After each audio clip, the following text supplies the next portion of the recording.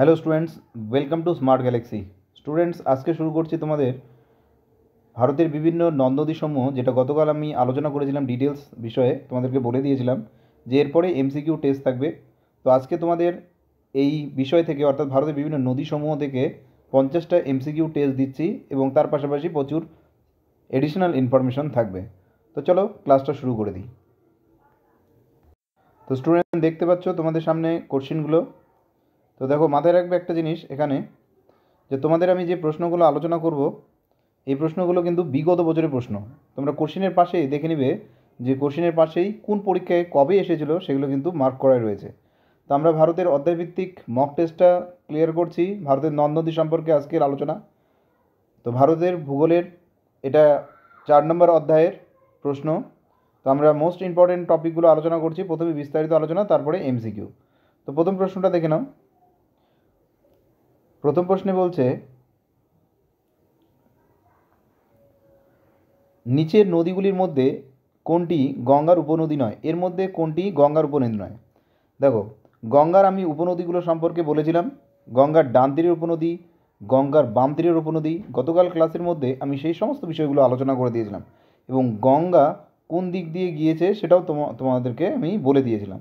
তো এখানে বলে যে গঙ্গার কোনটি উপনদী নয় সেটা বলতে হবে তোমাদের। অপশানে রয়েছে সোন, গোমতী, গণ্ডক, সুবর্ণরেখা। তো দেখো, এই যে নদীগুলো রয়েছে এই নদীগুলোর মধ্যে তোমরা মার্ক করা দেখতে পাচ্ছ সুবর্ণরেখা হলো গঙ্গার উপনদী নয় এটি। বাকি সোন, গোমতী এবং গণ্ডক এগুলো কিন্তু গঙ্গার উপনদী। মনে রাখবে, গঙ্গার যে ডান তীরের উপনদীগুলো রয়েছে সেই ডান তীরের উপনদীগুলোর মধ্যে রয়েছে যমুনা, যেটা গঙ্গার প্রধান উপনদী, এবং সোন। তাছাড়া বাম দিকের উপনদী রয়েছে গোমতী, গণ্ডক এগুলো। পরের প্রশ্নে চলে যাচ্ছি। নর্মদা নদীর উৎপত্তি কোথায়? অপশন বলছে অমরকণ্টক, বিন্ধ্য পর্বত, মৈকাল পর্বত, পানলি পর্বত। দেখো, নর্মদা নদীর উৎপত্তি স্থল তোমাদের এখানে মার্ক করা রয়েছে। অপশন হচ্ছে অমরকণ্টক। এটা কোথায় এসেছিল? ডাব্লিউবিসিএস প্রিলিম 2013 সালে এই প্রশ্নটা এসেছিল। অমরকণ্টক। নর্মদা নদীর উৎপত্তি কোথায় তাহলে? অমরকণ্টক। তোমাদের আমি ডিটেলস ক্লাসের মধ্যে বলে দিয়েছিলাম যে এই প্রশ্নগুলো তোমাদের কিন্তু আসবে।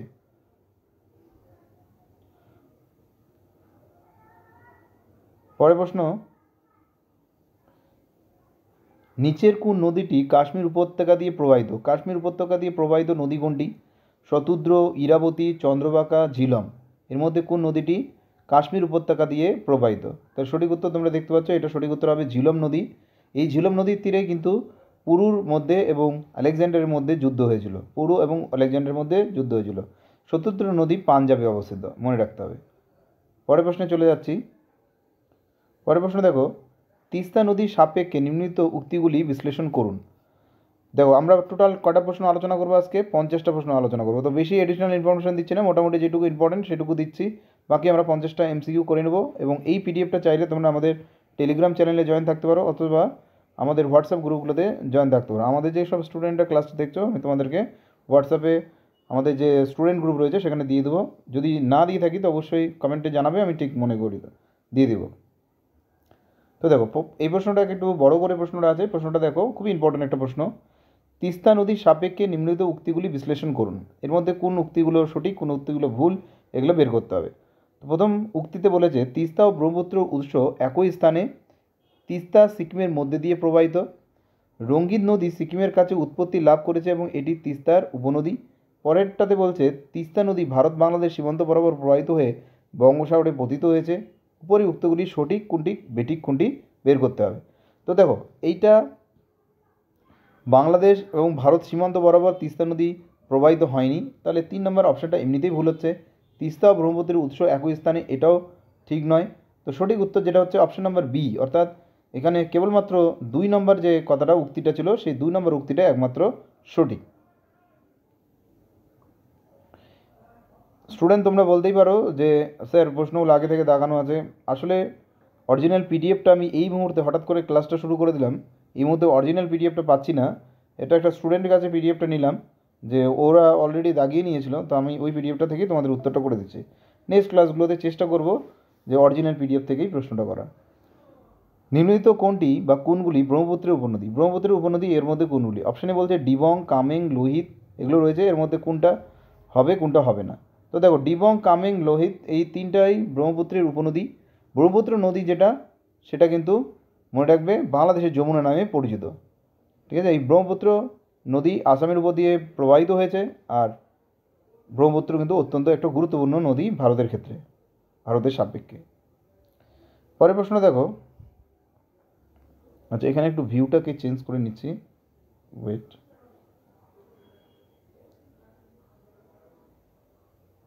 আচ্ছা, 6 নম্বর প্রশ্নটা দেখো।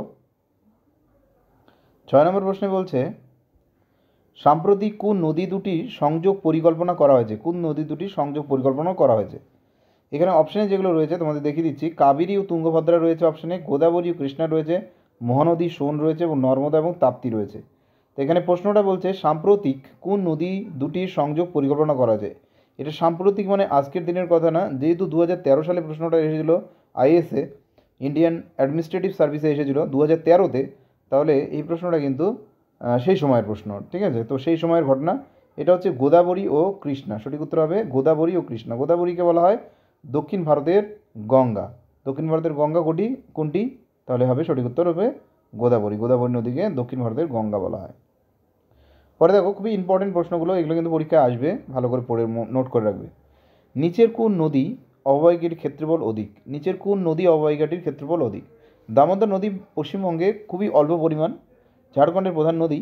এবং দামোদরের যে অববাহিকা, অর্থাৎ দামোদর যে তার যে অববাহিকা অঞ্চল, অর্থাৎ যেই যে এলাকা জুড়ে প্রবাহিত হয়েছে এবং তার যে অববাহিকাটা, সেটা কিন্তু অনেকটাই বড়, অনেকটাই দীর্ঘ। তো সঠিক উত্তর এখানে বুঝতে পারছো দামোদর নদী হবে। গঙ্গা অ্যাকশন প্ল্যান প্রথম পর্যায়ে ফেজ 1 কোন বছর শুরু হয়েছিল? খুবই ইম্পর্ট্যান্ট একটা প্রশ্ন, পরীক্ষায় আসে। গঙ্গা অ্যাকশন প্ল্যান, গঙ্গা নদী পরিশোধন এবং গঙ্গা নদী দূষণমুক্ত করার একটা পরিকল্পনা করা হয়। তো অ্যাকশন প্ল্যান প্রথম পর্যায়ে যেটা ফেজ 1, সেটা কবে শুরু হয়েছিল? এটা দেখো WBPSC অ্যাসিস্ট্যান্ট প্রফেসর নিয়োগে 2015 সালে এই প্রশ্নটা এসেছিল। তো অপশানে বলছে 1984, 1985, 1986, 1987। তো সঠিক উত্তরটা এখানে মার্ক করা আছে, তোমরা পেয়ে যাবে 1985 সালে। তোমাদের কিছু এডিশনাল ইনফরমেশন সাথে সাথে থাকছে, এগুলো একটু মনে রাখবে আর মার্ক করা প্রশ্নগুলো তাকিয়ে নেবে, তাহলে তোমাদের এখানে হয়ে যাবে। পরেরটা দেখো 9 নম্বরটা। নিচের কোন নদীটি ভারতের একটি পশ্চিম বাহিনী নদীর উদাহরণ? ভারতের একটি পশ্চিম বাহিনী নদী কোনটি? অপশানে বলছে মহানদী, নর্মদা, গোদাবরী, কৃষ্ণা। সঠিক উত্তর কী হবে? সঠিক উত্তর হবে নর্মদা। নর্মদা হলো একটি, নর্মদা, তাপ্তি এগুলো সব কি পশ্চিম বাহিনী নদী, এগুলো হলো পশ্চিম বাহিনী নদী। আর মহানদী, গোদাবরী, কৃষ্ণা এগুলো হলো পূর্ব বাহিনী নদী। এই নদীগুলো কোথায় এসে পতিত হয়েছে? বঙ্গোপসাগরে পতিত হয়েছে। মনে রাখবে পূর্ব বাহিনী নদীগুলো কিন্তু বঙ্গোপসাগরেই এসে পতিত হয়েছে, বে অফ বেঙ্গলে। পরেরটা দেখো, নিম্নলিখিত কোন স্থান দুটির মধ্যে গঙ্গা নদীর নাব্যতা সবচেয়ে বেশি? কোন জায়গায় গঙ্গা নদীর নাব্যতা, অর্থাৎ গঙ্গা নদীর গভীরতা সবচেয়ে বেশি? অপশানে বলছে হরিদ্বার ও কানপুর, এলাহাবাদ ও বারাণসী, পাটনা ও কলকাতা, এলাহাবাদ ও হলদিয়া। তো সঠিক উত্তরটা এখানে দেখানো আছে, এলাহাবাদ ও বারাণসীতে গঙ্গা নদীর নাব্যতা সবচেয়ে বেশি। মনে রাখবে এলাহাবাদ হলো সেই জায়গা যেটা হলো গঙ্গা এবং যমুনার সঙ্গম স্থল। এটাকে বর্তমানে বলা হয়, এলাহাবাদের বর্তমান নাম কি? প্রয়াগরাজ। পরের প্রশ্ন 11 নম্বর প্রশ্ন দেখো, কোন পর্বতের অন্তর্গত অমরকণ্টক উচ্চভূমি থেকে নর্মদা নদীর উৎপত্তি হয়েছে? তা দেখো অমরকণ্টক পর্বতের নর্মদা নদীর উৎপত্তি, এবার তোমাদেরকে বলতে হবে এই অমরকণ্টকটা কোন পর্বতের অন্তর্গত। অপশনে বলছে মহাদেব পাহাড়, মৈকাল পাহাড়, নীলগিরি পাহাড় নাকি পালনি পাহাড়। তো সঠিক উত্তর যেটা হবে দাগানো আছে মৈকাল পাহাড়। তাহলে অমরকণ্টক থেকে কি নর্মদা নদীর উৎপত্তি হয়েছে, এটা কোথায় রয়েছে? মৈকাল পাহাড়ে। 12 নম্বর প্রশ্ন, নিচের কোনটি অন্তর্বাহিনী নদীর উদাহরণ? এটা অনেক যুগ যুগ ধরে প্রশ্নটা এসেছে আর এটা অত্যন্ত ইম্পর্ট্যান্ট একটা প্রশ্ন। ভারতের একটি অন্তর্বাহিনী নদীর নাম কি? তার সঠিক উত্তর হবে কি? লুনি। লুনি নদী হলো ভারতের একটি অন্তর্বাহিনী নদী। বাকি অপশনগুলো একটু তাকিয়ে নেবে। পরের প্রশ্ন দেখো 13 নম্বর প্রশ্ন, নিচের কোন নদীটি কৃষ্ণার উপনদী নয়? কৃষ্ণার উপনদী নয়, এর মধ্যে কোন নদীটি? অপশনে বলছে তুঙ্গভদ্রা, ভীমা, কয়না, গোদাবরী। তাহলে সঠিক উত্তর হবে এখানে কৃষ্ণার উপনদী যেটা নয় সেটা হলো গোদাবরী নদী। 14 নম্বর প্রশ্ন, অমরকণ্টক পর্বত থেকে দুটি ভিন্ন নদী উৎপত্তি লাভ করেছে এবং নদী দুটি ভিন্ন দিকে অর্থাৎ পশ্চিম ও পূর্ব দিকে প্রবাহিত। এই দুটি নদী কী কী? একটা তো নদী নর্মদা, যে নদীটি কোন দিকে প্রবাহিত হয়েছে? পশ্চিম দিকে। আর একটা নদী হলো সোন, যেটা পূর্ব দিকে প্রবাহিত হয়েছে। নর্মদা এবং হচ্ছে সোন হবে রাইট অ্যান্সার। নেক্সট দেখো 15 নম্বর প্রশ্ন, নিচের কোন নদীটি হিমালয়ের আগের সৃষ্টি হয়েছে? হিমালয়ের আগে সৃষ্টি হওয়া নদী কোনটি? হিমালয়ের আগে সৃষ্টি হওয়া নদী হলো গঙ্গা। নিম্নলিখিত কোন নদীটি সিয়াচেনের হিমবাহের বরফ গলা জলে পুষ্ট? বরফ গলা জলে পুষ্ট একটি নদী হলো নুব্রা। এটা শুধুমাত্র সিয়াচেনের জলের দ্বারাই পূর্ণ একটা নদী, নুব্রা। ভারতের বৃহত্তম হ্রদ কোনটি? অপশনে বলছে প্যাংগং, পুলিকট, কোলের, উলার। ভারতের বৃহত্তম হ্রদ যদি বলা হয় তাহলে হলো উলার। তোমাদের কাছে প্রশ্ন থাকলো, তোমরা এর উত্তর দিবে উলার হ্রদটি কোন রাজ্যে অবস্থিত? এটার উত্তর অবশ্যই কমেন্টের মধ্যে জানাবে। নেক্সট 18 নম্বর প্রশ্ন, ব্রহ্মপুত্র নদের বিভিন্ন নামগুলি হলো যমুনা, ইয়ালাং, জ্যাংবো, সাংপো। যমুনা, মেঘনা, সাংপো, যমুনা। দেখো ব্রহ্মপুত্র নদের অনেকগুলো নাম রয়েছে। যমুনা বলেই দিলাম যে এটা ব্রহ্মপুত্র নদের বাংলাদেশের নাম, আর যমুনা গিয়ে যখন পদ্মার সঙ্গে মিলিত হয় তখন সেটা নতুন নাম হয় মেঘনা। আর আসামে এই যমুনা নদী, সিকিমে এটার নাম হয় সাংপো। তো এটার নাম থাকছে যমুনা, মেঘনা, সাংপো, এগুলো সমস্তই ব্রহ্মপুত্র নদের নাম। নেক্সট 19 নম্বর প্রশ্ন দেখো, সিন্ধু নদ ভারতের কত কিমি বিস্তৃত? সিন্ধু নদ ভারতে কত কিমি বিস্তৃত? এটা প্রথমেই তোমাদের গতকাল যে ক্লাসটা দিয়েছিলাম সেখানে প্রথমেই কি ছিল? সিন্ধু নদের সম্পর্কে ছিল। সিন্ধু পাকিস্তানের প্রধান নদী হলো, ভারতে কিন্তু অল্প পথ অতিক্রম করেছে। তো ভারতে পথ অতিক্রম করেছে কতটা? ভারতে পথ অতিক্রম করেছে 709 কিমি। 20 নম্বর প্রশ্ন দেখো, ভারতে প্রবাহিত শতদ্রুর মোট দৈর্ঘ্য কত? ভারতে প্রবাহিত শতদ্রুর মোট দৈর্ঘ্য হচ্ছে 1050 কিমি। বাকি অপশনগুলো দেখে নেবে। ব্রহ্মপুত্র নদের মোট দৈর্ঘ্য কত? ব্রহ্মপুত্র নদের মোট দৈর্ঘ্য হচ্ছে 2900 কিমি। 2900 কিমি, যেটা গঙ্গা নদীর থেকেও বেশি দীর্ঘ। হুড্রু জলপ্রপাত কোন নদীর উপরে তৈরি হয়েছে? এটা খুবই ইম্পর্ট্যান্ট একটা প্রশ্ন, এটা পরীক্ষায় আসে। সমস্ত জলপ্রপাতগুলো একবার দেখে নেবে, আমি আলাদা করে এটা ভিডিও প্রোভাইড করে দেবো জলপ্রপাতগুলো সম্পর্কে। তো হুড্রু জলপ্রপাত যেটা ওয়াটারফল, সেটা কোথায় রয়েছে, কোন নদীর উপরে রয়েছে? এটা হলো সুবর্ণরেখা নদীর উপরে। দক্ষিণ ভারতের বৃহত্তম দীর্ঘতম নদীর নাম কি? এটা হলো গোদাবরী নদী, যেটা দক্ষিণ ভারতের গঙ্গা নামে পরিচিত। নেক্সট দেখো 24 নম্বর, ভারতের অধিকাংশ পূর্ববাহিনী নদীতে বদ্বীপ সৃষ্টির কারণ কি? পূর্ববাহিনী নদীগুলোতে বদ্বীপ সৃষ্টি হয়েছে। এর প্রধান কারণ হলো অগভীর বঙ্গোপসাগরে বিভিন্ন নদী প্রচুর পলি সঞ্চয় হয়। নদ নদীতে স্রোতের বেগ কম থাকায়, পূর্ব উপকূল ক্রমাগত উঁচু হয় এবং সমুদ্র তরঙ্গ সঞ্চয়ধর্মী হয়, এইটা হয়েছে। তো সবকটাই ঠিক। এটা কোন শৃঙ্গ থেকে কাবেরী নদীর উৎপত্তি হয়েছে? এটা দেখো IAS 2002-এ এসেছিল। এটা হলো ব্রহ্মগিরি শৃঙ্গ থেকে কাবেরী নদীর উৎপত্তি হয়েছে। কাবেরী নদী দক্ষিণ ভারতে কিন্তু পবিত্র নদী। দুটি অন্তর্বাহিনী নদীর নাম করো। একটা তো লুনি আমরা জানি, তাহলে লুনির সাথে আরেকটা রয়েছে ঘাঘর, এটাও একটা অন্তর্বাহিনী নদী। তিব্বতের সিঙ্গি খাবাব হিমবাহ থেকে কোন নদীর উৎপত্তি হয়েছে? এটা আলোচনা করেছিলাম এবং ভেরি ইম্পর্টেন্ট প্রশ্ন। এটা হলো সিন্ধু নদী। সিঙ্গি খাবাব থেকে উৎপত্তি লাভ করা নদী হলো সিন্ধু নদী, আর সিন্ধু নদী পতিত হয়েছে গিয়ে আরব সাগরে। নিম্নলিখিত কোন নদী কোনো উপনদী নেই? এর মধ্যে কোনটার উপনদী নেই? বিতস্তার কোনো উপনদী নেই, বাকিগুলো রয়েছে সিন্ধু, শতদ্রু, যমুনা, সবারই উপনদী রয়েছে। বিতস্তার কোনো উপনদী নেই, তার সঠিক উত্তর হচ্ছে বিতস্তা। নেক্সট, লুনি নদীর উৎপত্তিস্থল কোনটি? তিব্বতের রাস হ্রদ, নাকি আনাসাগর হ্রদ, নাকি তিব্বতের চেমাংদুং হিমবাহ, নাকি উপরে কোনোটি নয়? তাহলে সঠিক উত্তর এটা হচ্ছে আনাসাগর হ্রদ। লুনি নদীর উৎপত্তিস্থল হলো তিব্বতের আনাসাগর হ্রদ। কোন নদীর দৈর্ঘ্য 1400 কিমি? 1400 কিমি দৈর্ঘ্য বিশিষ্ট নদী হলো কৃষ্ণা। কৃষ্ণা নদী 1400 কিমি দৈর্ঘ্য। কোলেরুন কোন নদীর শাখা নদী? কোন নদীর শাখা নদী হলো কোলেরুন নদী। এটা হবে কাবেরী নদীর শাখা নদী হলো কোলেরুন নদী। নিম্নলিখিত কোনগুলি তাপ্তি নদীর উপনদী? তাপ্তির উপনদী এর মধ্যে কোনগুলি পড়বে? হিরণ, বর্ণা, ওরসাং, নাকি পূর্ণা, গিনি, বরি, নাকি হেমবতী, শিমসা, কাব্যিনী? এটা গতকালই আলোচনা করেছিলাম, তাহলে এটা কী হবে? পূর্ণা, গিরি ও বরি। কোন নদীর বদ্বীপকে দক্ষিণ ভারতের শস্য ভাণ্ডার বলা হয়?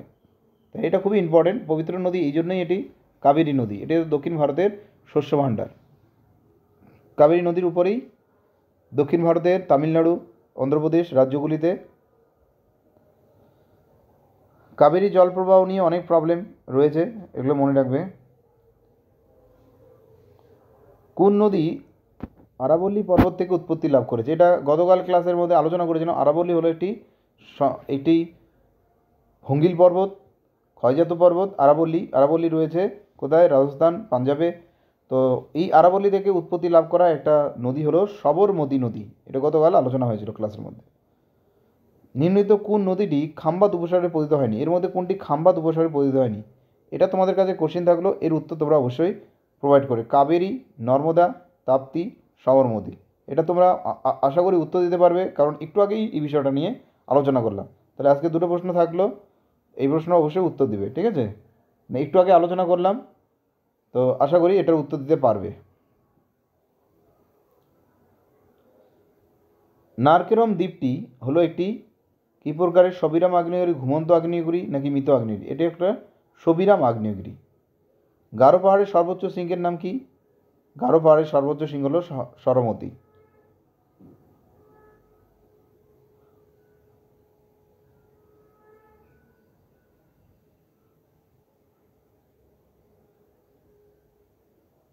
লোকটাক হ্রদ ভারতের কোন রাজ্যে অবস্থিত? লোকটাক হ্রদ ভারতের কোন রাজ্যে অবস্থিত? অপশন বলছি কাশ্মীর, হিমাচল প্রদেশ, মণিপুর, ত্রিপুরা। সঠিক উত্তর কী হবে? মণিপুর। মায়ানমারের দীর্ঘতম নদী কোনটি? সাইলুম, সিটাং, চিন্দুইন, ইরাবতী। সঠিক উত্তর কী হবে? সঠিক উত্তর হবে ইরাবতী। ভুটানের সর্বোচ্চ শৃঙ্গ কোনটি? ভুটানের মধ্যে সর্বোচ্চ শৃঙ্গ মাসাং কিংড়ু, চামোলরি নাকি লিংশিলা নাকি কুলা কাংড়ি? ভুটানের সর্বোচ্চ শৃঙ্গ হলো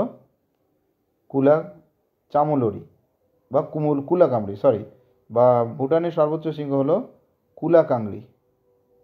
সঠিক উত্তর হবে কুলা কাংড়ি। শ্রীলঙ্কার দীর্ঘতম নদী কোনটি? শ্রীলঙ্কার দীর্ঘতম নদী হচ্ছে মহাবলী গঙ্গা।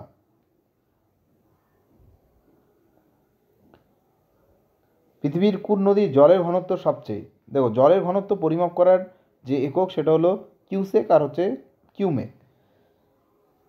তো অ্যামাজন নদীর জলের ঘনত্ব সবচেয়ে বেশি, অর্থাৎ অ্যামাজন নদী সবচেয়ে বেশি জল বহন করে। নিম্নলিখিত কোনটি একটি বদ্ধ সাগর নয়? এর মধ্যে কোনটি বদ্ধ সাগর নয়? অর্থাৎ চারিদিকে দেশ এবং মিডলে শুধুমাত্র জলভাগ, এরকম বদ্ধ সাগর নয় বলেছে কোনটি? তাহলে এটা হবে লোহিত সাগর। লোহিত সাগর একটি বদ্ধ সাগর নয়।